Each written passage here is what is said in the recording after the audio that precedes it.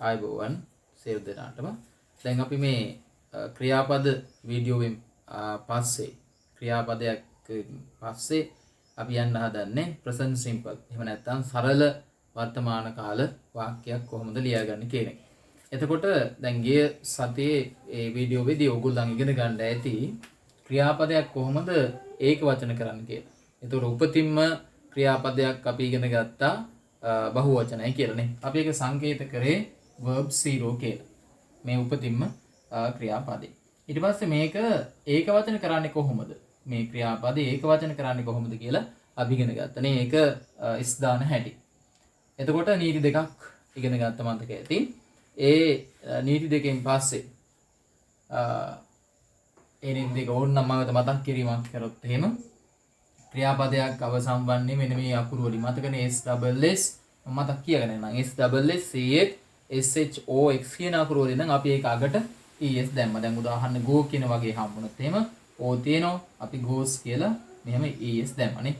ඊළඟට සමහර ක්‍රියාපද අවසන් වුණා y අකුරෙන්. දැන් උදාහරණ අපි try කියන ක්‍රියාපදේ ගත්තොත් මේකේ y අකුරෙන් අවසන් වෙන්නේ ඉස්සරහට තියෙන්නේ r කියන්නේ consonant එකක් නේ. එතකොට y අකුර අයින් කරලා හිටන් අපි දානවා TRIES ඔන්නෝම. මේ වගේ නැති. දැන් මේ පළවෙනි ක්‍රම දෙකට නැති හැමෝටම. දැන් මේ පළවෙනි ක්‍රමය, මේ දෙවෙනි ක්‍රමය. එහෙම නැති හැමෝටම අපි නිකම්ම S දාන හැටි ගිය සති ඉගෙන ගත්තා. ඒතර speaks කියලා එනවා. දැන් එහෙනම් ওই විදිහටයි ඔබ සම්පූර්ණ වෙන්නේ. හරි. දැන් අපි මේ මෙහෙම ඉගෙන ගන්න ඕනේ. දැන් පුතාලා දන්නවා මෙන්න මේ ලියන අකුරු බලන්න. S අකුර. S අකුරෙන් මම සංකේත කරනවා subject කියන නම. subject කියලා කියන්නේ පුතේ කර්තෘ. ඒ කියන්නේ ක්‍රියාව කරන කෙනා. V අකුර පුතාලා දන්නවනේ. V අකුරෙන් අපි verb කියලා කියන්නේ. E අකුරෙන් මොකද්ද? verb. verb කියන්නේ ක්‍රියාපදය. ඔන්න පුතාලා ඒකත් දැනගෙන තියෙනවා. ඊට පස්සේ O අකුරෙන් අපි සංකේත කරනවා පුතේ object කියන වචනේ. object කියලා කියන්නේ කර්තෘ. කර්මය. object කියන්නේ කර්මය. ඊළඟට R අකුරෙන් අපි සංකේත කරනවා rest කියන එක. rest කියලා කියන්නේ වාක්‍යයක ඉතිරි කොටස් තියෙනවනේ. ආන් ඒ ඉතිරියට තමයි rest කියලා කියන්නේ.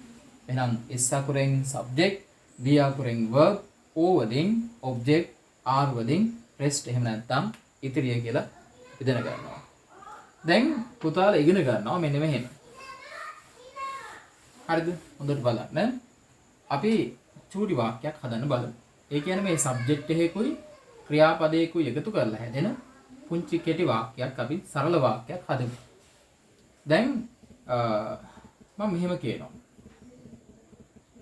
අපි කිව්වොත් මම පාඩම් කරනවා. මම පාඩම් කරනවා කියන එක ගමු. ඒතර මම කියන්න I. පාඩම් කරනවාට read කියලා දානවා. එතකොට I read කියලා ලියන්න පුළුවන්. I read. දැන් මෙහෙම කිව්වොත් එහෙම අපි සෙල්ලම් කරනවා. අපි සෙල්ලම් කරනවා. අපි කියන්න පුතේ V කියලා දෙනවා. සෙල්ලම් කරනවා කියන්න play කියන වචනේ ලියනවා. දැන් මේ වාක්‍ය දෙකෙන් හොඳට බලන්න. මේ වාක්‍ය දෙකේ ලියපු කර්තෘ දිහා බලන්න. ඒ කියන්නේ subject එකනේ. මේ දෙන්නම බහුවචන විදිහට අපි සලකන්නේ. I කියන එක බහුවචනයි මම. V කියන්නේ අපි ඒකත් බහුවචන විදිහට සලකන්නේ.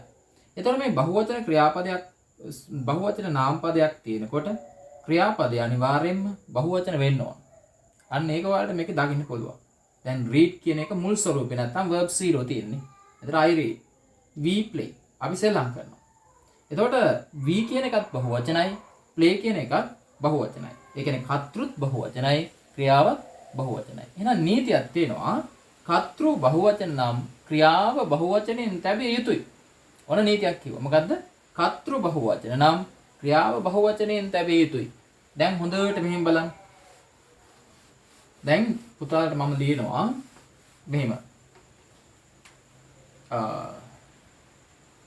if the subject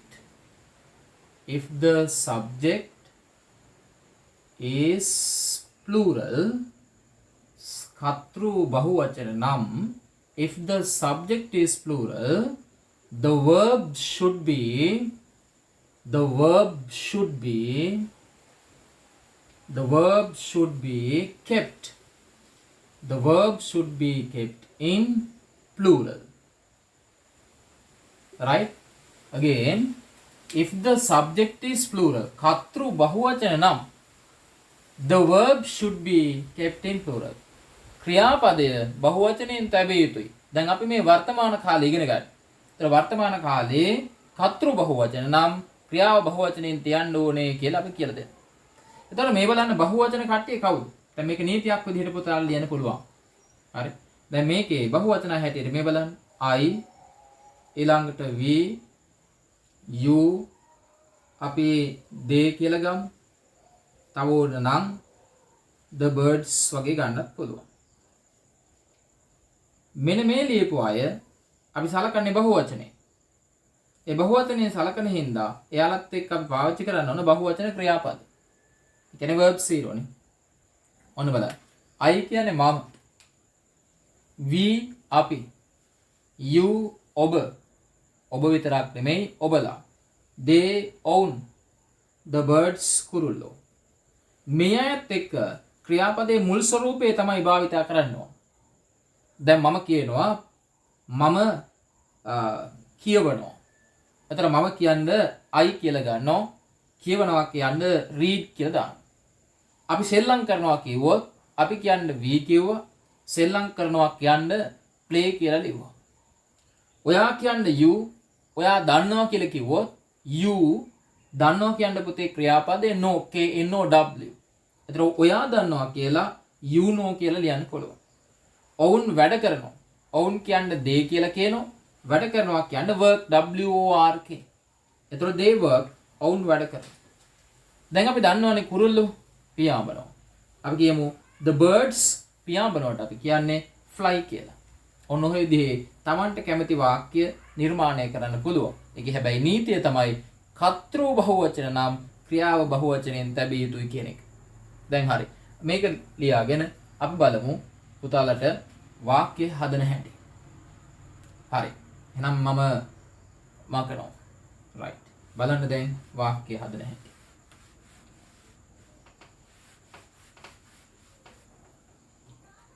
අපි කියනවා ඔයිට කලින් මම ලියුවා වගේ මම අපි කිව්වොත් එකතු කරනවා. මම එකතු කරනවා. මම කියන්නේ I කියලා දැම්ම එකතු කරනවාට collect කියලා දානවා. මම එකතු කරනවා I collect. දෙවෙනි උදාහරණේ අපි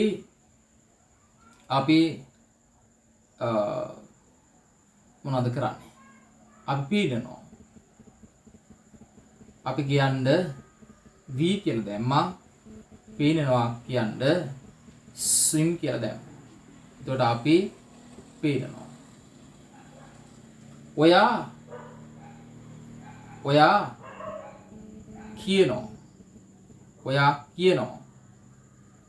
ඔයා කියන්නේ you කියලා ලිව්වා. කියනවා කියන්නේ tell කියලා ලිව්වා. හතරවෙනි එක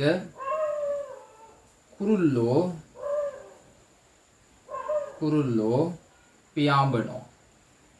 හරිද බලන්න. කුරුල්ලෝ පියාඹනවා. the birds කියලා දැම්මා.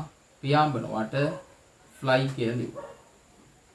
දැන් මේ උදාහරණ වාක්‍ය හතර ඇතුලේ පුතාට මම ඉස්සලා කිව්වා වගේ තේරුම් ගන්න පුළුවන් කර්තෘ බහුවචනයි ක්‍රියාවත් බහුවචනෙන් තියෙනවා. I collect, we swim, you tell, the birds fly කියලා. හරි. දැන් අපි මේකේ පස්වෙනි වාක්‍යය බලමු. මම පස්වෙනි වාක්‍යයට මෙහෙම දෙනවා. ඔවුන්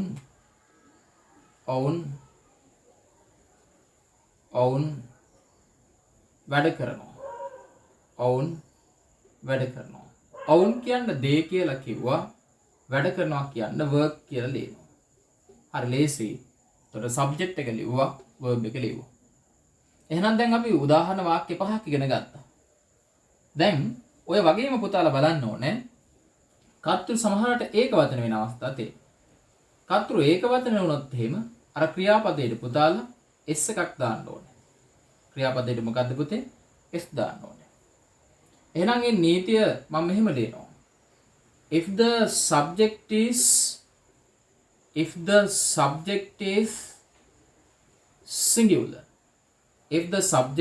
singular, කර්තෘ ඒක වචන නම්, if the subject is singular, කර්තෘ ඒක වචන නම්, the verb should be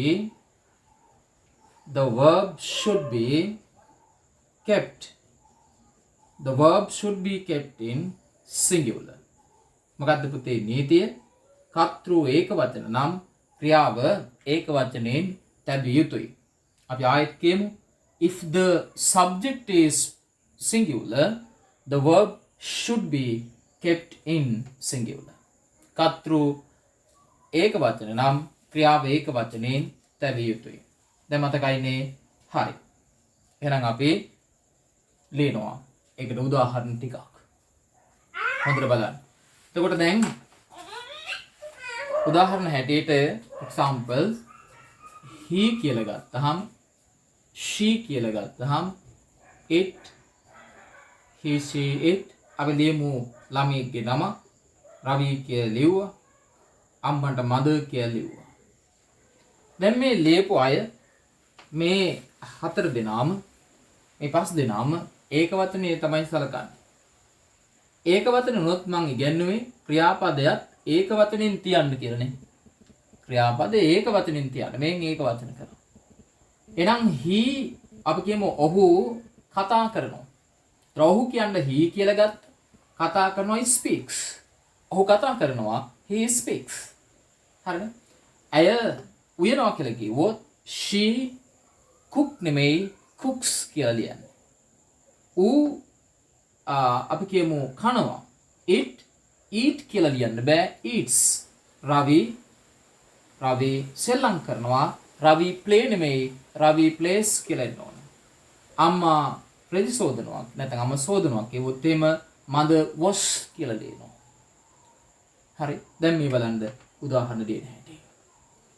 අපි කියනවා ඔහු කතා කරනවා. ඔහු කියන පුතාලා he කියලා ලියුවා. කතා කරනවාට speak නෙමෙයි වෙන්න ඕනේ. මොකද ඔහු ඒක වචනයි. ඒ හින්දා මේක speaks වෙන්න ඕනේ. he speaks වෙන්න ඕනේ. අපි කිව්වොත් ඇය ලියනවා. එතකොට ඇය කියන්නේ she කියලා ලිව්වා. ලියනවා කියන හරියට නම් right තමයි.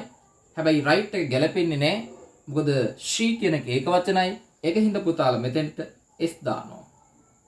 තුන්වෙනි උදාහරණේ අපි කිව්වොත් එහෙම ඌ කනවා. ඌ කියන්නේ it කියලා ලිව්වා. කනවා කියන්නේ eat ලිව්වා. හැබැයි ගැලපෙන්නේ නැහැ. මොකද ඌ ඒක වචනයි. මෙයා බහු වචනයි.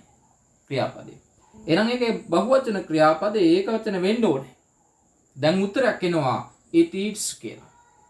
අපි ලිව්වොත් 4 වෙනි උදාහරණේ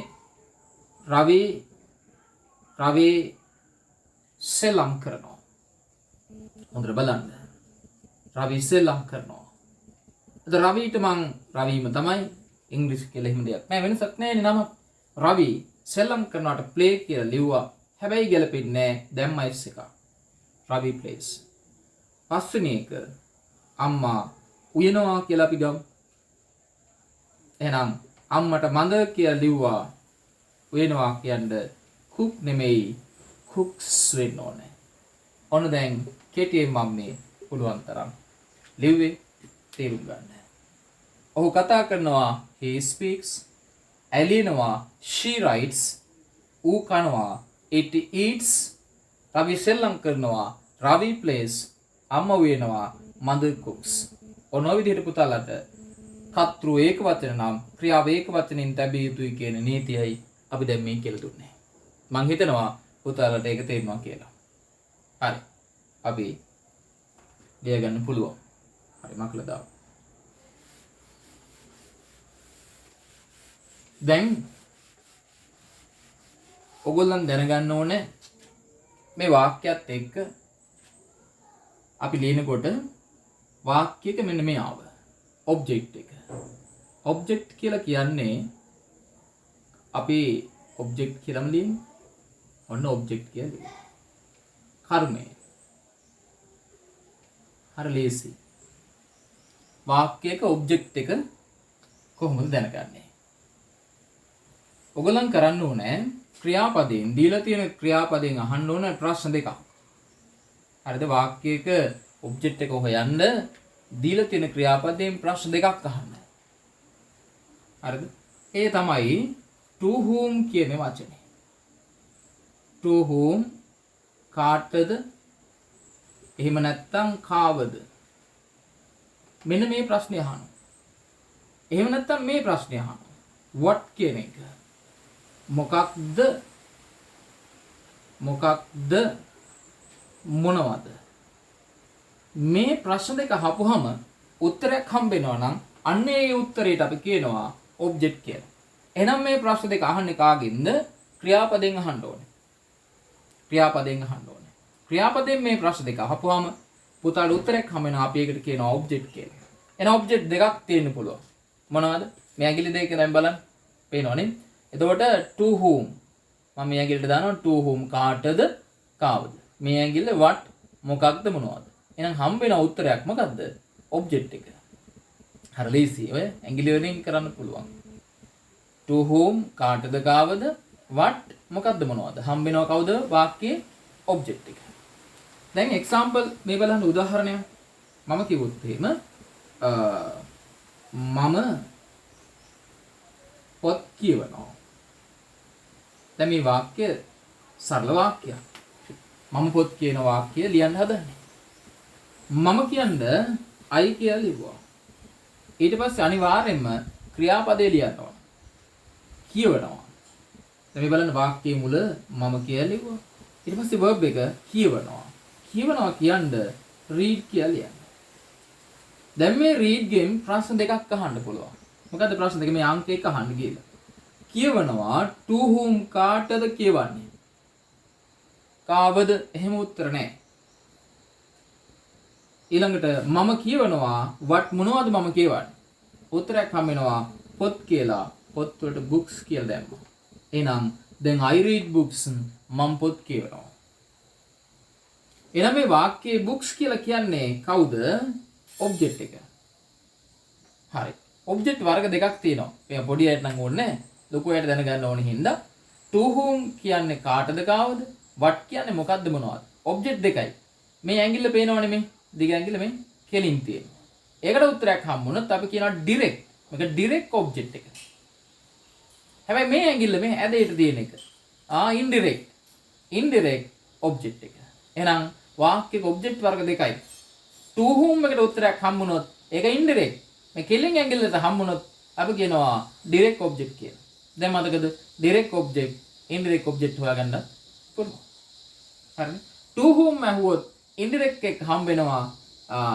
what එක ඇහුවොත් direct එක හම්බ වෙනවා. දැන් මේ වාක්‍යය අපිට හම්බුනේ direct object. දැන් හරි ලේසි. තව උදාහරණයක් අපි ගමු. ඇය මට උදව් කරනවා කෙනෙක් ගන්න. ඇය මට උදව් කරනවා. එතකොට මේ වාක්‍යයේ ඇය කියන්නේ she කියලා ලිව්වනේ. උදව් කරනවා help. හැබැයි help වෙන්න බෑ. මොකද ඇය ඒක වචනයි. එහෙනම් help එක බහු වචනයි. මෙයා ඒක වචන වෙන්න ඕන. එතකොට she helps. ඇය උදව් කරනවා. දැන් පුතාලා මේ පළවෙනි ප්‍රශ්නේ අහන්න හැම වෙලෙම පුරුදු වෙන්න. අංක 1 ප්‍රශ්නේ. to whom කාටද උදව් කරන්නේ? උත්තරයක් එනවා මට කියලා. මට කියන්නේ me කියලා දැම්මා. එතකොට she helps me කියලා ඉන්නේ. එහෙනම් me කියන එක වාක්‍ය ඔබ්ජෙක්ට් එකක්. හැබැයි මොන ඔබ්ජෙක්ට් එකද? පළවෙනි ප්‍රශ්නට හම්බෙච්ච උත්තරේ. එහෙනම් අපි ඒකට කියන්නේ indirect object. දැන් තේරුණාද පුතාලට direct object, indirect object හරි ලේසියෙන් තේරුම් ගන්න පුළුවන්. හරි. දැන් මම හිතනවා ඔයගලන්ට ඒ කොටසේ ඒ උදාහරණ දෙක පැහැදිලි ඇති කියලා. අපි ඊළඟට යනවා. හරි. දැන් බලන්න. තව උදාහරණයක් අපි ලියමු. තුන්වෙනි උදාහරණේ example number 3. අපි කිව්වොත් දැන් අම්මා බත් වෙනවා කියන වාක්‍ය පුතේ. එතකොට අම්මා බත් වෙනවා කියන වාක්‍යයේ මද ලිව්වා. සබ්ජෙක්ට් එක ලිව්වා. සබ්ජෙක්ට් එක ලිව්ව ගමන් verb එක ලියන්න. උයනවා කියන්නේ එන්නේ cook කියලා. හැබැයි දැන් ගලපන්න. මේ match මේක වගේ ගලපන්න. මද ඒක වචනයි cook එක බහු වචනයි ගැලපෙන්නේ නැහැ. එහෙනම් ඒක වෙන්න ඕනේ. ඒතර cooks වෙනවා. ඒතර mother cooks දැන් අහර ප්‍රශ්නේ අහන්න. to whom කාටද උයන්නේ? උත්තරයක් නැහැ. what මොනවද උයන්නේ? උත්තරයක් හම්බෙනවා. බත් කියලා. බත් වලට rice දැම්මා. ඒතර mother cooks rice කියලා උත්තරේට එන්නේ. හතරවෙනි එක බලන්න. අපි ලියනවා අපි ක්‍රිකට් සෙල්ලම් කරනවා. අපි ක්‍රිකට් ගහනවා කියලා කියන්නේ අපි සෙල්ලම් කරනවා කියලා ලියමු ළමයිට තේරුම් ගන්න. ඒතර අපි කියන්නේ V කියලා ලිව්වා සෙල්ලම් කරන ක්‍රියාපදේ මෙතනට ගේන්න ඕනේ. එයා play කියලා ලිව්වා. දැන් V කියන එක බහුවචනයි play කියන එකත් බහුවචනයි දෙන්නට දෙන්න ගැලපෙනවා. එහෙනම් ඕගොල්ලන් කරන්න ඕනේ we play to home කාටද සෙල්ලම් කරන්නේ එහෙම උත්තර නැහැ. what මොනවද? උත්තරයක් එනවා ක්‍රිකට් කියලා. එහෙනම් වාක්‍යයේ ක්‍රිකට් කියලා කියන්නේ object එක. එහෙනම් we play cricket කියලා කියන්න පුළුවන්. last මේ බලන්න මේ උදාහරණය. අපි කියනවා ළමයි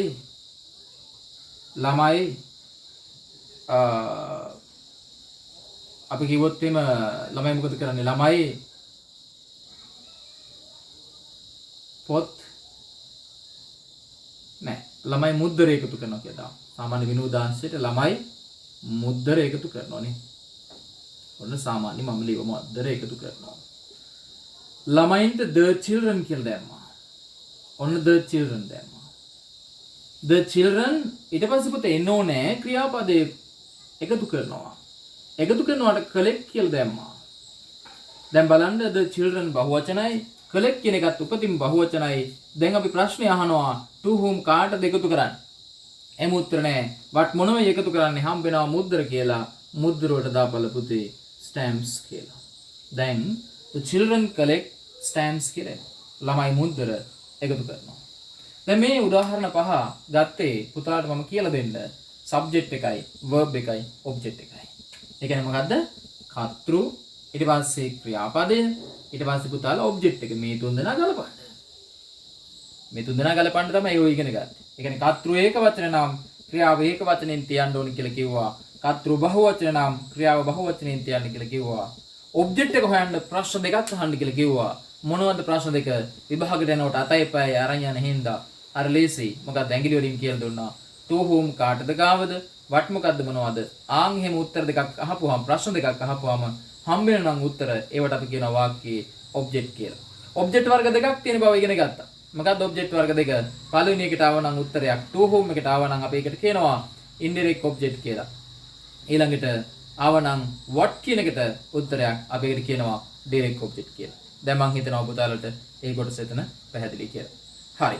ලේසියෙන් ඔයකට අදාළ අභ්‍යාස කීපයක් මම මේත් එක්කම අතුල් කරනවා. ඊළඟට මම පුතාලට කියලා දෙන්න හදන්නේ rest එක. එහෙම නැත්නම් වාක්‍යයේ ඉතිරි කොටස් හොයාගන්නේ කොහොමද? මේ වගේ වාක්‍යයක් හදනකොට පුතේ ඉතිරි කොටස් ඉගෙන ගන්න ඕනේ. හරි. මේ බලන්න. වාක්‍යයේ ඉතිරි කොටසට අපි කියනවා rest කියලා. එතකොට rest එක ඉතිරිය හොයන්න පුතාලා මේ ප්‍රශ්න හතර පිළිවෙලට අහන්න. හොඳට අහන්න පුරුදු වෙන්න. මේ බලන්න ව්‍යා කොහෙද ක්‍රියාපදයේ මේ ප්‍රශ්න හතර අහන්න. ව්‍යා කොහෙද when කවද්ද කීයටද when කවද්ද කීයටද කියලා අහන්න. ව්‍යා when how කොහොමද කියලා අහන්න. කොහොමද ඊට පස්සේ පුතේ why කියලා අහන්න. ඇයි කියලා අහන්න. උත්තර හම්බ වෙනවා. ව්‍යා කොහෙද when කවද්ද කීයටද how කොහොමද why ඇයි කියලා හම්බුවාම ඒ වාක්‍යයේ ඉතිරි කොටස් තමයි අපි හම්බ වෙන්නේ. දැන් ඒකට සාමාන්‍ය වාක්‍යයක් පුතාලා දැන් ලියන්න දාන්නවා. සබ්ජෙක්ට් එක දාන්නවා. verb එක ඇතුළත් කරගන්න දාන්නවා. ඊට පස්සේ පුතාලා ඔබ්ජෙක්ට් එක හොයාගන්න දාන්නවා. ඊළඟට වාක්‍යයේ rest එක ලියන්න පුළුවන්. දැන් මේ තමයි අපි දැන් ඉගෙන ගන්න හදන වාක්‍යයේ structure එක. This is the structure of the sentence we are going to learn. අපි ඉගෙන ගන්න යන. සබ්ජෙක්ට් එක හරි verb හරි ඔබ්ජෙක්ට් එක හරි rest එක හරි කියලා ආන් ඒ ටික දාන්න පුතාලා මේ ඇඟිලි වලින්ම කර හැකියි. දැන් to whom කාටද ගාවද? what මොකද්ද මොනවද ඔබ්ජෙක්ට් එක හම්බුණා. ඊළඟ මේ ප්‍රශ්න අහන්න rest එක හොයන්න. where කොහේද? when කවද්ද කීයටද? how කොහොමද? මේ ඇඟිලි ගන්න why ඇයි කියලා. ආන් එහෙම අහපුවම ඒ සම්පූර්ණ වාක්‍යයක් අපිට ලිය ගන්න පුළුවන්. සම්පූර්ණ වාක්‍යයක්ම ලියන්න පුළුවන්. එතන මේවා හොඳට පාඩම් කරගන්න. ආපහු නැවත කියන්නේ හොඳට බලන්න. then you can easily build up a sentence. වාක්‍යයක් ලේසියෙන් පහසුවෙන්ම තවන්න පුළුවන් ගොඩනගන්න. හරිනේ. මේ බලන්න. දැන් මම උදාහරණ වාක්‍යයක් ලියනවා. සිංහලත් එක්කම ගමු. ඔබ තේරුම් ගන්න ඕන නිසා. අපි දිනපතා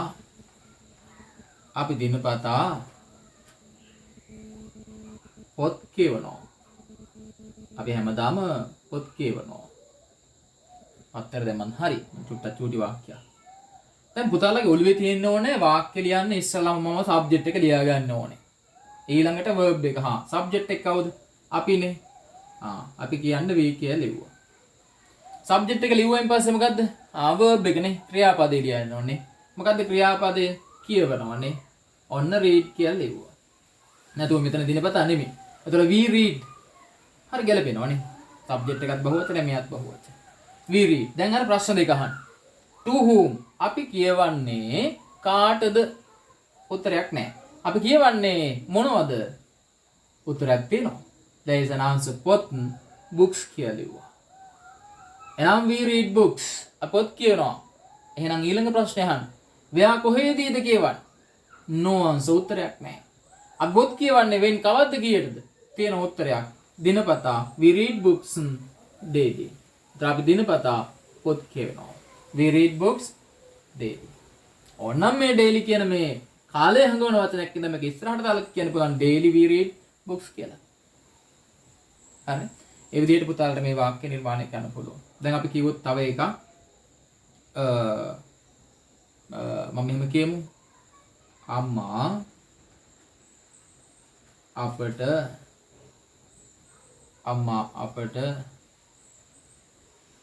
හැමදාම අවවාද කරනවා කියන වාක්‍ය ගන්න. කොහොම හරි ලේසි ඈ. අම්මා කියන්නේ මොකද්ද? මද කියලා ලිව්වනේ. ඔන්න මද කියලා ලිව්වා.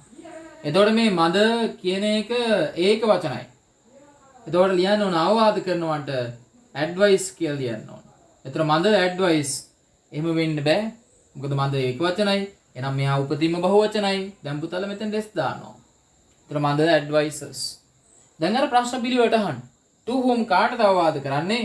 හම්බෙන උත්තරයක් අපට කියන්න us කියලා ලිව්වා. අපට කියන්න us. ඉදිරියේදී අපි සර්වනාම පාඩම කරනවා. ඒක කරාම ඔයගොල්ලන්ට මේ නිරවුල් කරගන්න පුළුවන් මේ සර්වනාම personal pronouns පාඩම. හරිනේ. ඊළඟ mother advises us. අම්මා අපට අවවාද කරනවා. ඊට පස්සේ where උත්තරේ where කොහෙද නැහැ. when කවද්ද කීයටද? හැමදාම. එතකොට හැමදාම කියන්නේ every day කියලා දාන්න පුළුවන්. every day. එතකොට mother advises us every day කියලා දාන්න පුළුවන්. ඔන්න මේ වාක්‍යවල subject එක තිබුණා, verb එක තිබුණා, object එක තිබුණා, rest එකක් තිබුණා. සමහර වාක්‍යවල මේ subject එකයි verb එකයි object නැහැ.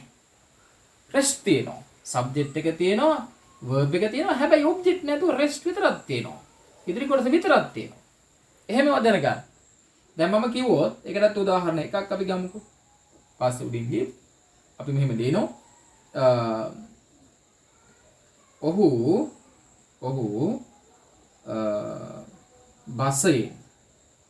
බසයෙන් වැඩට යනවා. ඔහු බසයෙන් වැඩට යනවා කියන වාක්‍ය ගමුකෝ. ඔහු කියන්න පුතේ he කියලා ලිව්වා. ඊට පස්සේ යනවා කියන්න go. හැබැයි he ඒක වචනේ හින්දා go ලියන්න බෑ. මේකට s දාන්න ඕනේ.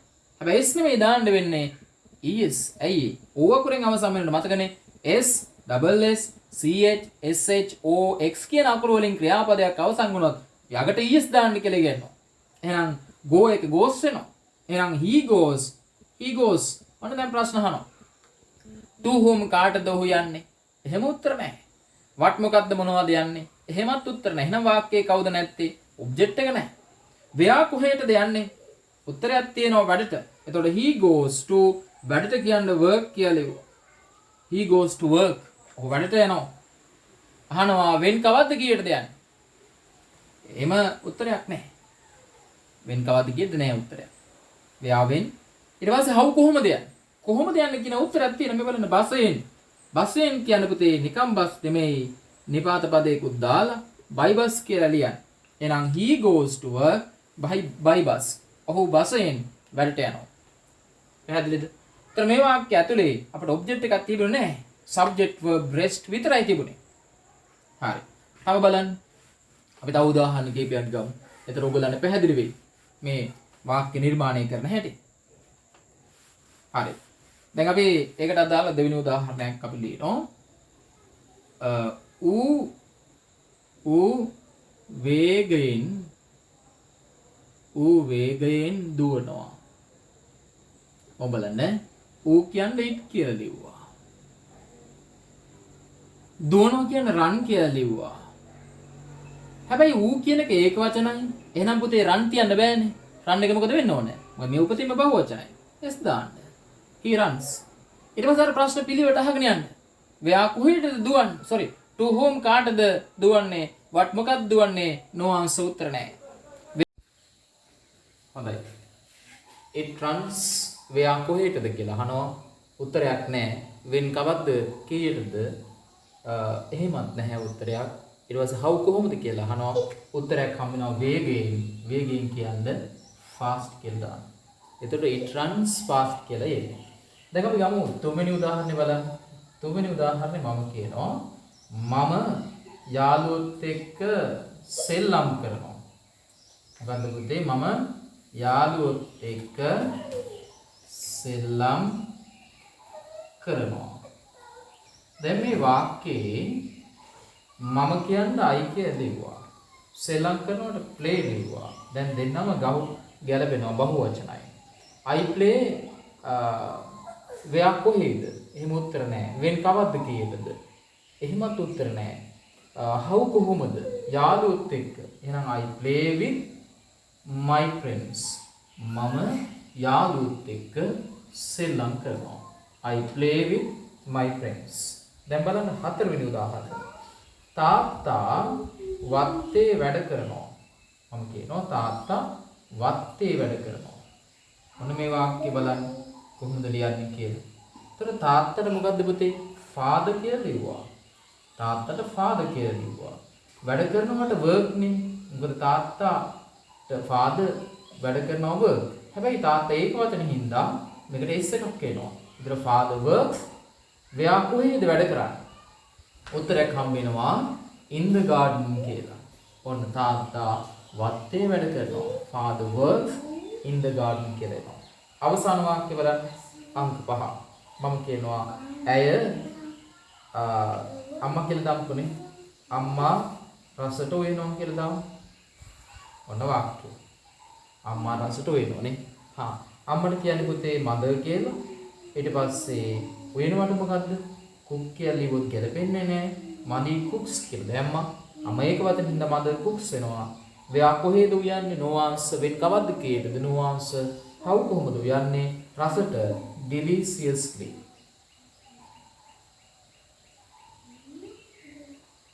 උත්තරේ හම්බ වෙනවා deliciously. එහෙනම් අම්මා රසට උයනවා. මෙන්න මේ විදිහට පුතාලට පුළුවන් වෙනවා වාක්‍ය නිවැරදිව ලියන්න. අපි සබ්ජෙක්ට් එක දාලා ඊළඟට verb එක, ඊළඟට object එක, ඊළඟට rest එක දාලා මේ විදිහට වාක්‍ය නිර්මාණය කරන්න පුළුවන්. ඉතින් ඒ නිසා මේ විදිහට පුතාලා මේක නැවත මේ වීඩියෝ බලමින් ඔයගොල්ලන්ට පුළුවන් මේ Tamanට තියෙන ගැටලු නිරාකරණය කරන්න. එතකොට මේට අදාළ අභ්‍යාසයක් අපි එකතු කරනවා. ඒක බලන්න පුළුවන්. එහෙනම් අද දවසට මේ කොටස අවසන් කරනවා.